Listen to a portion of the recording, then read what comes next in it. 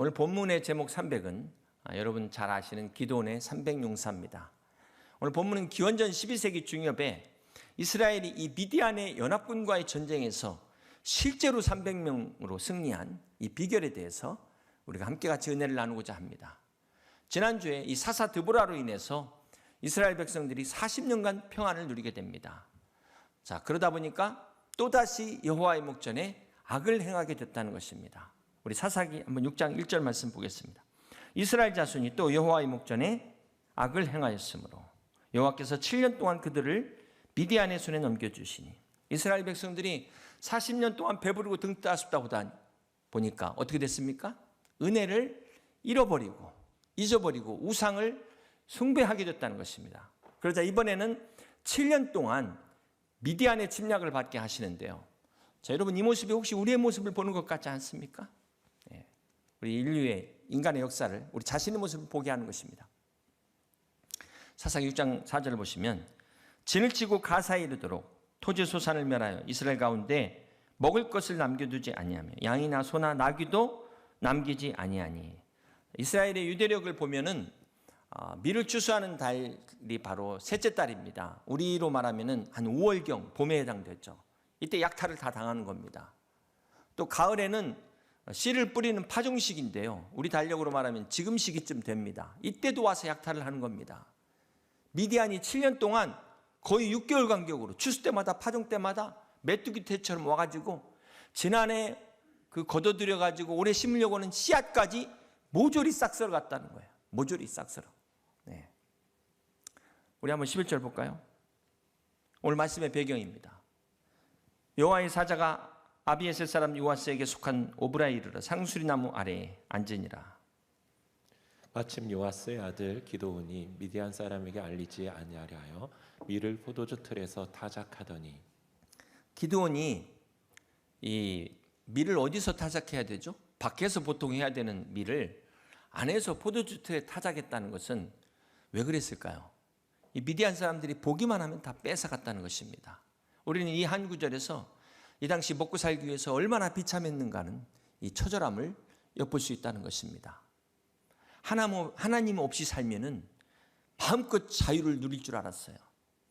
행복할 줄 알았다는 것입니다. 그러나 막상 현실은 그렇지 않았다는 것입니다. 우리 사사기 6장 6절 볼까요? 이스라엘이 미디안으로 말미암아 궁핍함이 심한지라 이에 이스라엘 자손이 여호와께 부르짖었더라. 사랑하는 성도 여러분, 하나님을 떠난 인생들이 행복할 것 같지만 결말은 어떻게 됩니까? 끝없는 약탈로 인해서 궁핍함을 경험하게 된다는 것입니다. 결국은 하나님 앞에 와서 부르짖게 된다는 거예요. 이것이 오늘 성경이 우리에게 주는 교훈입니다. 그러므로 여러분, 하나님 떠난 인생을 너무 부러워하지 마세요. 그건 결코 자유가 아닙니다. 결국 그들의 종말은 궁핍함에 하나님 앞에 부르짖는 날이 올 수밖에 없다는 것입니다. 자, 그러자 이번에는 기드온을 사사로 세우시는데요. 오늘 본문은 기드온과 300용사를 통하여 이스라엘 백성들을 구원하시는 내용입니다. 오늘 이 기드온과 300용사가 어떤 사람들이었는지, 어떻게 하나님께서 이들을 세우셨는지를 우리가 보면서 함께 같이 은혜를 나누고자 합니다. 자, 첫 번째, 우리 사사기 6장 12절 말씀을 같이 한번 보시겠습니다. 여호와의 사자가 기드온에게 나타나 이르되, 함께 있습니다. 큰 용사여, 여호와께서 너와 함께 계시도다. 여호와의 사자가 기드온에게 나타나서 첫 번째로 한 말이 큰 용사여, 그냥 용사도 아니고 큰 용사여라고 부르고 있습니다.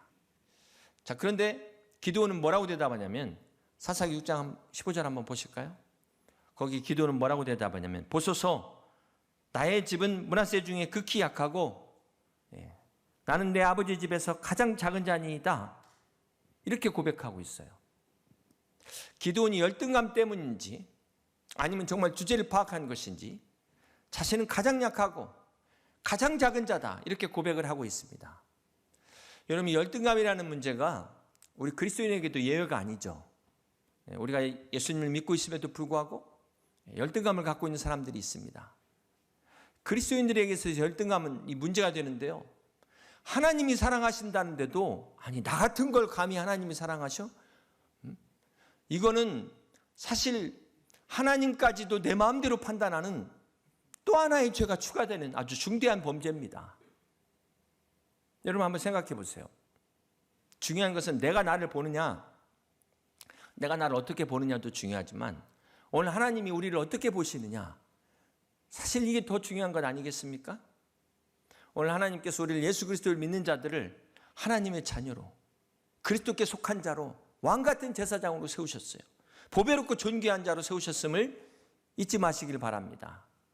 그런데도 열등감을 갖고 있는 것은 하나님을 불신하는 죄가 된다는 거예요. 사랑하는 성도 여러분, 오늘 사사인 기드온은 우리와 같이 연약한 사람이었습니다.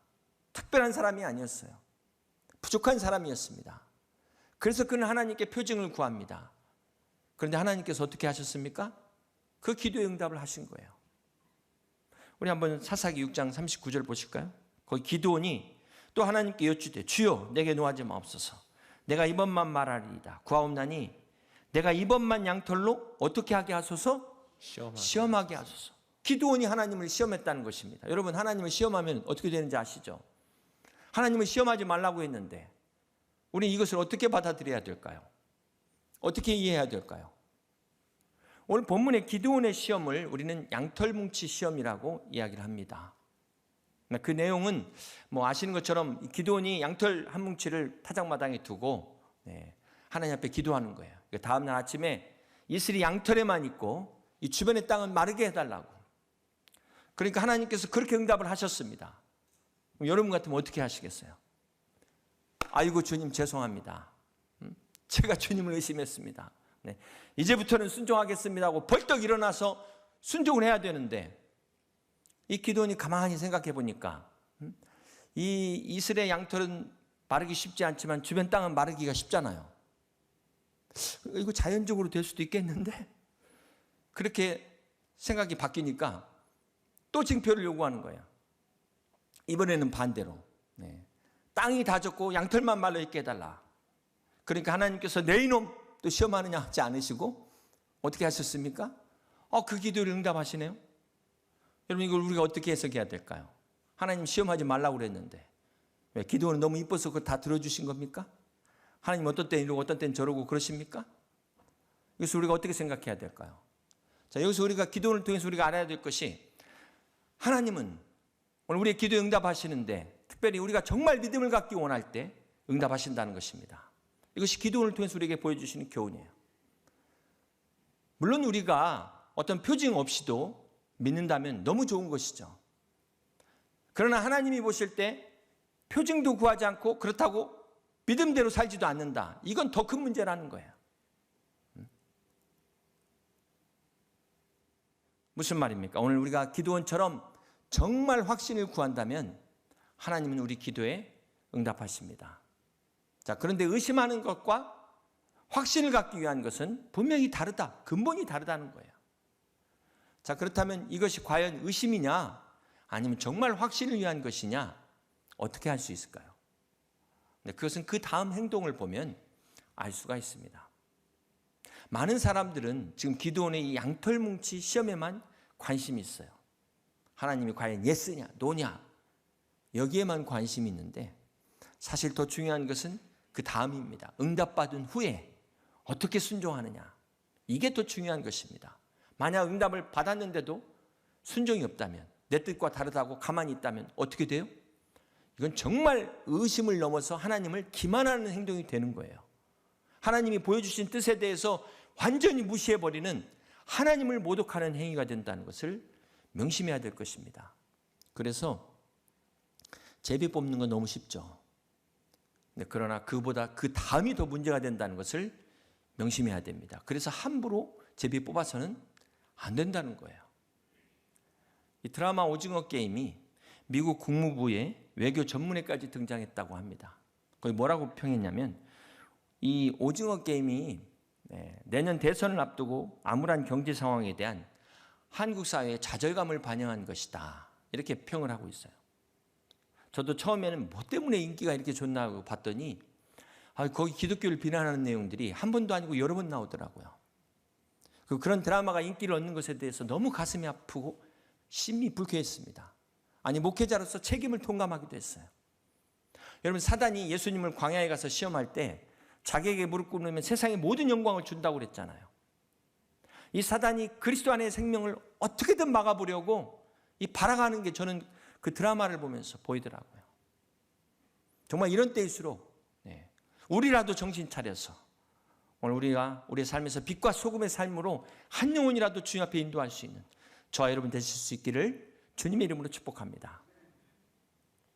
우리가 어렸을 때 이렇게 재미로 하던 게임들 다 있지 않겠습니까? 네. 근데 그걸 만약에 목숨 걸고 한다면 어떨까요? 결코 장난으로 할 수 없지 않습니까? 목숨을 걸었는데. 그러니까 거기 보면 막 인간의 본성이 다 나오는 겁니다. 하나님의 뜻을 구하는 것도 마찬가지예요. 여러분, 만약에 여기 제비 뽑는데 목숨을 걸었다고 생각해 보세요. 여러분의 전 재산과 이 모든 인생을 다 걸었다고 생각해 보세요. 절대로 이거 쉽게 할 수가 없습니다. 그렇기 때문에 어떤 결과든 하나님의 뜻에 순종하겠습니다라는 이 자세가 되지 않고는 절대로 함부로 하나님 앞에 이것을 구할 수 없다. 하나님을 시험하게 되는 것이다 라는 것을 우리는 알아야 되는 것입니다. 사랑하는 성도 여러분, 기도원도 그렇지만 우리 인간의 연약함이 뭐냐면 우리가 하나님의 뜻을 알고도 자꾸 확인하려고 한다는 거예요. 특히 내 뜻과 다를 경우에 계속해서 확인하려고 합니다. 이게 우리의 연약함이에요. 그럼에도 불구하고 하나님은 우리를 책망하지 않으시고 우리에게 응답하시는, 우리에게 확신을 주시는 하나님이신 것을 믿으시길 바랍니다. 오늘 정말 여러분이 하나님의 뜻을 구하는데 확신이 없다면 솔직하게 하나님 앞에 기도하세요. 구하세요. 하나님께서, 신실하신 하나님께서 반드시 응답하실 것을 믿으시길 바랍니다. 자, 기도원의 양털무치 시험을 통해서 또 하나 주는 교훈은, 하나님께서 이렇게 우리에게 확신을 주시는데 가장 중요한 확신은 이 제비 뽑기가 아니라는 것입니다. 하나님의 말씀이에요. 우리 사사기 6장 14절 보실까요? 여호와께서 그를 향하여 이르시되 너는 가서 너의 힘으로 이스라엘을 미디안의 손에서 구원하라. 내가 너를 보낸 것이 아니냐. 자, 이 말씀의 확신을 위해서 기적을 보여주신 겁니다. 그런데 기드온이 양털뭉치 응답에 야, 정말 신기하네 이러면서 만약에 가만히 있으면 어떻게 되는 겁니까? 본질을 잃어버린 것이죠. 사랑하는 성도 여러분, 하나님께서 왜 기적을 보여주십니까? 하나님의 뜻을 깨달으라고 보여주신 것 아니겠습니까? 하나님께서 왜 여러분을 응답하시고 왜 여러분을 고쳐주셨습니까? 왜 여러분을 축복하셨습니까? 하나님 영광을 위해 살라고 그렇게 하신 것 아니겠습니까? 그런데 응답받고 가만히 있어요. 응답받기 전이나 후나 똑같아요. 그럼 어떻게 되겠어요? 그러면 기드온이 양털뭉치 이 기도 응답받고 야, 신기하네 이러고 있는 것과 이러고 가만히 있는 것하고 똑같다는 겁니다. 그러나 오늘 기드온은 이 양털뭉치 시험을 통해서 확신을 갖고 어떻게 합니까? 즉시 순종합니다. 그 즉시 지체하지 않고 이스라엘 각처 지파에 므낫세, 아셀, 스불론, 납달리에 연락을 해서 군사를 모집하게 됩니다. 그래서 모인 사람이 몇 명? 32,000명이 모이게 됩니다. 사랑하는 성도 여러분, 오늘 말씀이 주는 교훈은 한 사람이 중요하다.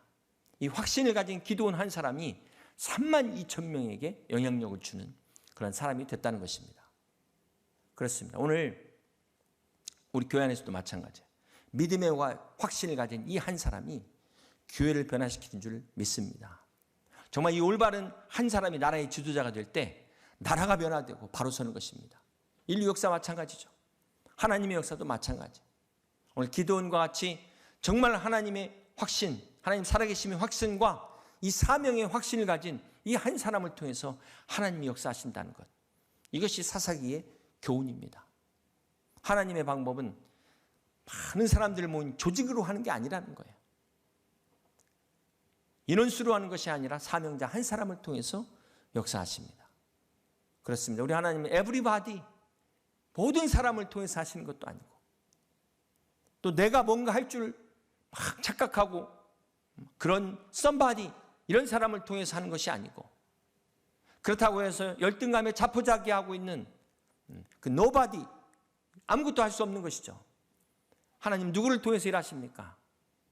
내가 누구인지, 어떤 사람인지 확실하게 주제를 파악한 anybody, 어떤 사람? Holy Spirit body, 성령 충만한 사람을 통해서 하나님은 지금도 일하십니다. 오늘도 하나님이 나와 함께 하신다는 이 확신을 가진 기도원을 통해 32,000명이 모이게 된 것이 바로 첫 번째 테스트였다는 것입니다. 자, 두 번째 테스트는 이 사명자인 사사 기드온에 의해서 각 지파에서 지금 모인 숫자가 32,000명인데요. 하나님께서 뭐라고 말씀하십니까? 기드온에게 너무 많다. 수가 너무 많다는 거예요. 돌려보내라는 것입니다. 여러분, 지금 미디안의 연합군이 숫자가 어느 정도입니까? 사사기 7장 12절에 보니까 미디안과 아멜렉과 동방의 모든 사람들이 골짜기에 누웠는데 함께 있습니다. 그들의 낙타의 수가 많아 해변의 모래가 많음 같은지라. 여기 보니까 미디안의 군대가 메뚜기 수가 같이 많고 바닷가의 모래와 같이 많다는 것입니다. 그 숫자가 사사기 8장 10절에 보면 13만 5천 명으로 나와 있어요. 아니 이 13만 5천 명, 3만 2천 명이 지금 다 달라붙어도 부족한 판에 돌려보내라는 거예요. 이게 말이 됩니까? 여러분 어떻게 생각하세요? 요즘 같은 때 만약에 담임 목사가 이런 식으로 얘기했다면 어땠을까요? 물론 우리 성도들은 다 순종했을 줄로 믿습니다. 그럼 하나님께서 왜 도대체 말도 안 되는 것을 이렇게 말씀하셨을까요? 사사기 7장 2절에 보면 여호와께서 기드온에게 이르시되 너를 따르는 백성이 너무 많은즉 내가 그들의 손에 미디안 사람을 넘겨주지 아니하리니 이는 이스라엘이 나를 거슬러 함께 있습니다. 스스로 자랑하기를 내 손이 나를 구원하였다 할까 함이니라. 자, 이스라엘 백성들이 수가 많으면 자기들이 잘나서 이긴 줄 착각하기 때문에 돌려보내라는 것입니다. 여기서 우리가 주목해야 될 단어가 바로 스스로 자랑이라는 단어예요. 하나님이 승리의 영광을 주셨는데 내가 잘나서 된 줄 알고 착각해서 교만해서 스스로 자랑할까 봐 돌려보내라는 겁니다. 어떤 사람은 교만을 성공의 독이다 이렇게 이야기하는 사람이 있습니다. 성공의 복수가 교만이라는 것입니다. 사랑하는 성도 여러분, 이 교만의 뿌리는 성경에서 보면은 어디서부터 시작되냐? 창세기, 사단의 원죄에서부터 시작되는 것을 알 수가 있습니다. 사단이 인간에게 선악과를 유혹할 때 뭐라고 유혹하죠? 하나님과 같아지리라. 하나님과 비교하잖아요. 이게 첫 번째 시험이에요. 하나님의 형상으로 창조된 인간이 누구하고 비교해요? 감히 비교할 수 없는, 비교의 대상이 될 수가 없는 하나님과 비교하도록 이 사단이 유혹한 이 시험이 바로 첫 번째 원죄였습니다. 그래서 인간의 죄가 바로 교만에서부터 시작돼요. 그러니까 성경이 교만은 패망의 선봉이라고 이야기하고 있는 것입니다. 이 교만의 시작이 잘못된 비교에서 시작된 거예요. 잘못된 비교의식. 그래서 열등감과 우월감을 갖게 되고 그래서 자괴감과 절망감에 빠져들게 만드는 이 죄가 바로 원죄라는 것입니다. 자, 두 번째 이 테스트의 핵심은 철저하게 이 교만함의 요소를 배제시키고 있다는 것입니다. 사랑하는 성도 여러분, 오늘 본문에 하나님께서 기드온을 택하신 과정을 우리가 다시 생각해 보세요. 이 본문의 기드온이 나는 가장 작은 자니이다. 나는 가장 부족합니다. 이거는 열등감이 아니었다는 것이죠. 결론적으로 기드온은 정확하게 자기 주제를 파악하고 있었다라는 사실입니다. 만약에 열등감에 빠진 기드온에게 큰 용사여 하면 어떻게 될까요? 이 열등감과 교만은 동전의 양면과 같은 것이죠. 진짜 교만한 자가 되는 것입니다. 그렇기 때문에 하나님께서는 열등감에 빠진 기드온을 세우신 것이 아니라 자신의 주제를 파악한 기드온을 세우셨다는 것입니다. 그렇습니다. 여러분, 오늘 기드온이 우리에게 주는 본문의 이 교훈이 무엇일까요? 우리의 연약함이 문제가 아니라 오히려 이 연약함을 모르는 게 문제다. 연약함을 모르는 게 문제예요. 하나님은 오늘 또 자신의 연약함을 알고 인정하는 자들을 찾으십니다. 사도 바울도 자기 육체의 가시를 안고 기도하다가 그가 깨달은 복이 무엇입니까? 바로 내가 약할 그때가 곧 강함이니라. 그렇습니다. 오늘 자신의 연약함을 알기에 우리가 어떻게 해요? 하나님께 나아가게 되잖아요. 하나님을 믿고 하나님을 더 신뢰하게 되잖아요. 자, 그러한 자들은 더 이상 연약한 자가 아니라는 것입니다. 그러므로 사랑하는 성도 여러분, 우리가 연약함이 있기 때문에 교만하지 않고 오히려 주님을 의지할 수 있는 이것이 더 은혜인 것을 믿으시길 바랍니다. 오늘 그것이 없었다면 우리가 더 교만해서 넘어질 수도 있었다는 거예요. 이렇게 인간의 생각과 하나님의 생각은 다르다는 것입니다. 오늘 이 기드온의 이 사건은 하나님의 승리가 수에 있는 것이 아니다, 인간의 능력에 있는 것이 아니라는 것을 말씀하고 있다는 거예요. 그래서 승리 후에 이스라엘 백성이 교만해지지 않도록 그 숫자를 줄이라고 하면서 하나님께서 마음에 두려움이 있는 자들 다 돌려보내라. 그래서 몇 명이 돌아갑니까? 22,000명이 돌아갔어요. 그래서 몇 명이 남았어요? 10,000명이 남은 겁니다. 이것이 두 번째 테스트였습니다. 그런데 마지막 테스트가 또 남았어요. 3차 테스트가 남은 겁니다. 우리 사사기 7장 4절 봅니다. 여호와께서 또 기드온에게 이르시되 백성이 아직도 많으니. 지금 1차 32,000명이 자원하는 데서 두 번째 테스트에 22,000명이 가고 10,000명이 남았는데 아직도 많다는 거예요.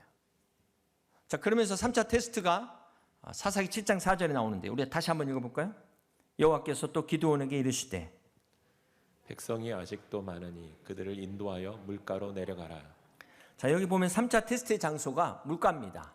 여기서 어떻게 테스트하냐면요, 5절에 보니까 여호와께서 기드온에게 이르시되 누구든지 개가 핥는 것 같이 혀로 물을 핥는 자들을 따로 세우라. 자, 10,000명을 물가로 인도해가지고 물을 마시게 했더니만 두 그룹으로 나눠지는 거예요. 한 그룹은 그냥 얼굴을 쳐박고 물을 먹는 그룹이 있는가 하면 다른 한 그룹은 어떻게 먹습니까? 거기 개가 핥는 것 같이 혀로 물을 핥는 자. 개가 핥는 것 같이, 이거 어떤 모습일까요? 자, 이 모습은 한 손으로 물을 핥았다는 것입니다. 다른 한 손으로는 창을 잡고 다른 한 손으로는 핥으면서 사방을 경계하면서 물을 먹는 자의 모습을 이렇게 표현하고 있습니다. 자, 이 10,000명의 사람들이 받은 세 번째 테스트가 결코 어려운 게 아니었어요. 무슨 칼을 얼마나 잘 쓰고 활을 얼마나 잘 명중시키고 말을 잘 타느냐가 아니었다는 것입니다. 그냥 물 마시는 거예요. 이게 테스트였다는 것입니다. 여러분 어떻게 생각하세요? 자, 이렇게 하나님의 방법은 다르다는 거예요. 세상과 다릅니다. 왜요? 전쟁이 사람의 능력에 있는 것이 아니라 하나님의 손에 달려있기 때문에 그렇다는 사실입니다. 여기서 흥미로운 사실 한 가지. 자, 이 10,000명의 사람들이 테스트를 받으면서도 자기가 테스트 받고 있다는 사실을 알았을까요? 몰랐을까요? 몰랐다는데 그 비밀이 있어요. 이것이 무엇을 의미할까요? 하나님의 테스트는 지금 수능 시험처럼 날짜 딱 정해놓고 하는 게 아니라는 것입니다. 내가 생각지 못하는 일상의 삶에서 아주 작은 일에서 하나님의 테스트는 일어난다는 거예요. 그렇습니다. 여러분 어쩌면 예배 오시기 전에 이미 하나님의 테스트가 끝날 수도 있는 거예요. 그렇게 하나님은 저와 여러분을 테스트하십니다. 나도 모르는 사이에 일상의 삶에 지금 이 순간이 하나님께서 테스트하는 그 순간일 수 있다는 것입니다. 바로 여러분의 가정에서, 여러분의 사업 현장에서, 우리 교회 안에서 얼마나 성실한지, 그 리더십에 순종하는지, 지금 목자에게, 양무리 목자에게 순종하는 것도 그것도 다 하나님 보실 때 테스트가 될 수 있다는 거예요. 모든 것이 다 테스트가 될 수 있다는 것입니다. 그렇기 때문에 중요한 것은 누가 보든지 보지 않든지 상관하지 않고 항상 하나님 앞에서 바로 살아가는 이 삶의 태도, 우리는 이것을 일명 코람데오라고 말합니다. 코람데오의 신앙. 이 사람들이 마지막 시험에서 합격한 사람들이었어요.